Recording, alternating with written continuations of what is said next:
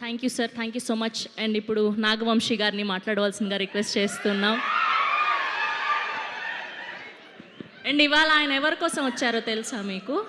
Just ఊరికే ఊరికే సుప్రియ గారి కోసం వచ్చా. నాకు కూడా తెలియదు, ఊరికే అడుగుతున్నానండి. ఇందాక స్వప్నక చెప్పినట్టు సుప్రియ గారు అందరినీ ఇప్పుడు దాకా సినిమాలు ఇంత ఖర్చుపెట్టి తీస్తున్నారు, ఇన్ని రోజులు తీస్తున్నారు అని మమ్మల్ని క్లాసులు పీకి 2 ఏళ్ళు సినిమా తీసి ఎన్ని కష్టాలు పడ్డారో చూద్దామని అందరం యాక్చువల్లీ బ్యాక్ స్టేజ్లోనే ఎంజాయ్ చేస్తున్నాం. ఇందా నుంచి బ్యాక్ బెంచ్ స్టూడెంట్స్ లాగా ఆవిడని కామెంట్ చేస్తూ 2 years సినిమా తీసి 147 వర్కింగ్ డేస్ వర్క్ చేసింది. సో మమ్మల్ని ఎవరిని తిట్టే రైట్ లేదని వెనకాల నుంచి ఆవిడని ఎక్కిరిస్తానికి వచ్చాము. యాక్చువల్లీ మేము విష్ చేయడం కంటే ఎక్కువ సుప్రియ గారికి ప్రొడ్యూసర్ కష్టాలు ఏంటో శేష్ గారు చూపించినందుకు నేను చాలా థ్యాంక్స్ శేష్ గారు. ఆవిడ ఊరికే మా అందరికీ క్లాస్ మీరు హీరోలందరినీ నెత్తినెక్కించుకుంటున్నారు, ఇది ఏదైనా క్లాసులు పీకుతుంది మాకు.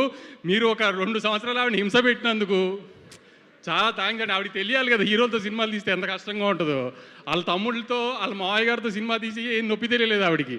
బయట హీరోలతో తీస్తే ఎలా ఉంటుందో తెలుస్తుంది కదా ఆవిడ.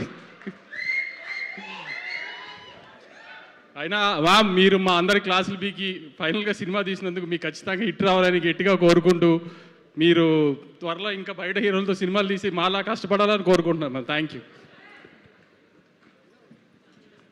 థ్యాంక్ యూ వంశీ గారు, thank you so much. And ఇప్పుడు అభిషేక్ అగర్వాల్ గారిని మాట్లాడవలసిందిగా రిక్వెస్ట్ చేస్తున్నా. నమస్కారం అండి. All the best Sesh.